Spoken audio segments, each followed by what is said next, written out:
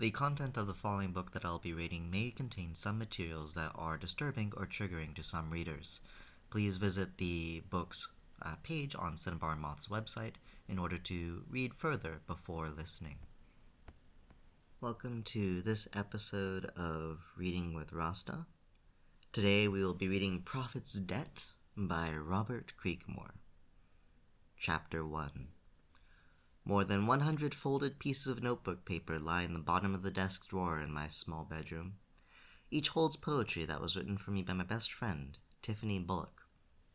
The calendar posted over the desk has a giant red circle around today's date, Thursday, August 12th, 1993. Encompassed by that red circle are the words, Perseid meteor shower. It peaks tonight. Tiffany isn't just my best friend, she is my only friend. My name is Naomi Pace. At 14, I'm already 5'10". This fact is something my classmates will not let me forget. They're also not too keen on me being what my mom calls a, quote, tomboy. I cut my blonde hair as short as my mother will allow, which is roughly chin length. I have no interest in wearing makeup or dresses. I like wearing oversized overalls. They let me hide my body from the world. What I am interested in is nature. I spend a lot of time after school and on the weekends catching any critter that moves and will fit in my half-gallon mason jar. Usually, Tiffany is somewhere nearby while I turn over rocks or run a net through Stony Creek. I think I want to be a biologist. Tiffany says she wants to be a writer, and that she does in earnest. I have received an average of 1 poem a day for the last 6 months. Even when she follows me into the woods, Tiffany has a book, notepad, and pen.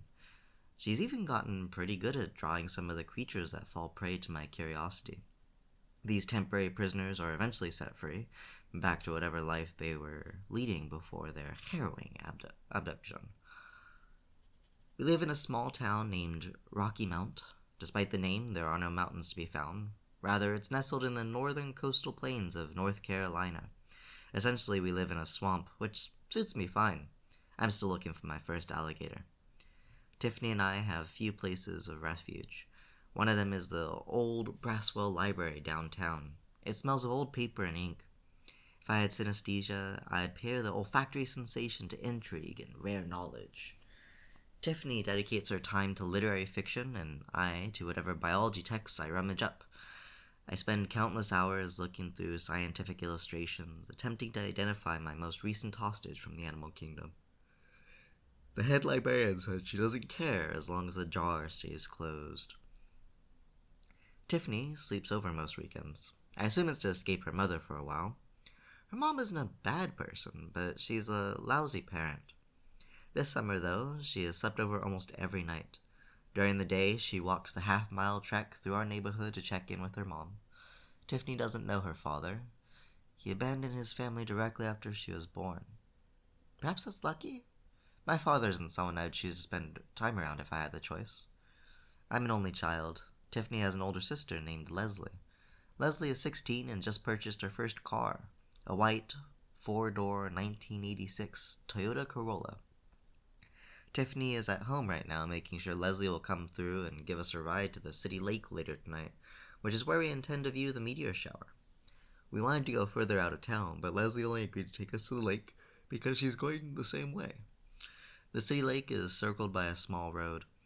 It's one end of a stripped teenager's cruise. The other end is a shopping center about 2 miles away. They drive in loops for hours, rarely doing more than just looking at each other. Luckily, there is a small, dimly lit island on the lake that is accessible by a bridge and is mostly well-maintained grass. I hear the back door open. Tiffany doesn't knock or use a key. The door isn't locked anyway. I can tell it's her by the light footsteps. My father's resound of heavy boots and my mom's shoes almost always make a clicking sound on the parquet kitchen floor. Tiffany is only about 5'2" and usually wears a pair of black Chuck Taylors, thus the light footfall. But if we're talking about looks, the most striking thing about Tiffany is her bright red hair and paled, freckled skin. Her eyes are a light blue, mine are green. What did she say? I ask. She was nice about it, but yeah, she'll pick us up at 8. At least you don't have to be stuck with her in the car for long. Tiffany looks at her feet as though she feels embarrassed about how her sister yells and berates her. I don't make mention of it now because it would make Tiff upset. Instead, I deflect to a pleasant idea. How about we go to the creek? Okay, Tiffany says softly. Stony Creek is only about a half block from my house and through a neighbor's yard. Tiffany and I have a usual spot. It's an outcrop of large rocks left over from a long ago eroded mountain range. She always sits on the big one, closest to shore, while I traipse out, tiptoeing over the small boulders with a fishing pole. I fish the next 3 hours away using a light spin caster baited with a white beetle spin. I catch 11 bream and 2 largemouth bass. I examine each one closely, lower them gently into the water to allow their gills to aerate, then release them. Tiffany reads quietly. I can tell whatever Leslie said to her was being digested by her mind, and the way she up glass is by intestines. Around 7:30, Tiffany looks up from a book and says, "We need to go back to the house. Leslie will be there in 30 minutes. Her tone is still sad. I'd like to slap your sister sometimes, I say. Don't. If she talks to you like that in front of me, I will. Leslie never does. She's afraid of you, I think. She should be, I respond angrily. I've known Tiff since the first grade. She's always been smaller, and I've always been protective. Leslie somehow blames Tiffany for their father's disappearance. Tiffany, in her typical fashion, doesn't talk about it, but I can almost see the shards of self-hatred piercing out of her skull. We put together a backpack with 2 blankets, a canteen of water, a bag of chips, a star map, and a flashlight. We hear a horn honk outside. A flash of anguish goes across Tiffany's face. Yep, that's her, she says. I sling the backpack over my left shoulder as we make our way to the back door. I don't bother to lock it. I sit in the front passenger seat because I'm the tallest, and Tiffany sits behind Leslie so that she can have the legroom not taken up by her equally short sister. Without a word, Leslie backs quickly down the short gravel driveway. She cranks the radio up. It's Runaway Train by Soul Asylum.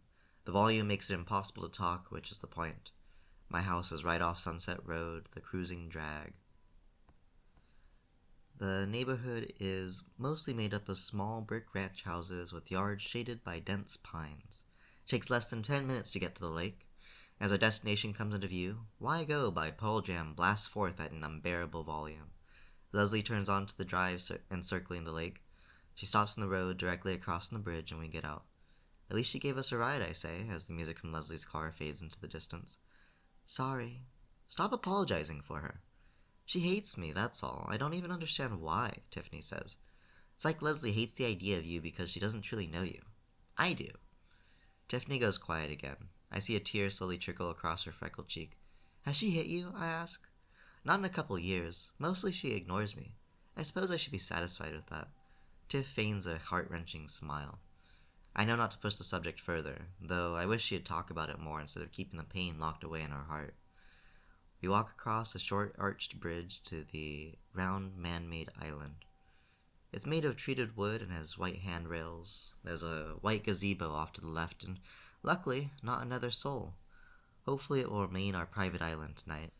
Most of the older teenagers are 200 yards away in a dimly lit parking lot, showing off their large pickups and IROC Camaros. They don't even realize how special tonight is, astronomically. I plop my bag down near the bridge, the edge of the island, furthest from the bridge. I pull out one blanket and lay it on the ground. I sit on the blanket and pull out the other blanket. Tiff sits on my right. We unfurl the second blanket and lay it atop ourselves. The ground is soft, the air is still, and the sky is clear. Perfect. The only hitch is the light emanating from distant parking lots. As we lay there, I ask, how many stars do you think there are? There are as many or as few as you wish. How? The universe is infinite. It's up to your discretion how you want to handle such a staggering concept. The manner in which you perceive it won't change its unknowable nature. We go quiet as the first white streaks burn through our atmosphere. We watch as they come in all directions. The larger ones burn green. The green color is due to the copper content, Tiff tells me. I already knew, but I don't tell her. Do you think each one of these stars has a planet with life? Tiff asks. I don't know. She turns her head towards me and says, Of course, there's life beyond Earth. How can you be so sure? Existence is so big, it can't just be us. I lie quiet in thought for a moment before replying, "It doesn't matter. We are so small." "That's how you choose to see it, Naomi. Just because I love you doesn't mean we always have to agree." "But if there's not an ultimate answer, what's the point?" "This," Tiff replies while slipping her trembling left hand into my right. She hesitates. I reach my free hand over and gently pull her face towards mine. As our lips touched, I am transported, no longer aware of anything but her. I kissed a neighbor boy the summer before. He was sweet, but it felt odd and fake. Later that year, when my mind turned to kissing him, I felt repulsed. As I gave thought to how much physical affection would be expected of me by boys, I became terrified.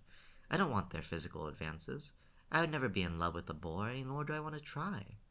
Tiffany and I often express our love. I always assumed I loved her as my best friend, but now there is a new, exciting dimension that I never expected. I'm in love, and it has manifested itself into a physical desire I was previously unaware existed. We continue to hold hands and kiss. We wrap our arms around each other and pull ourselves as closely as physics will allow.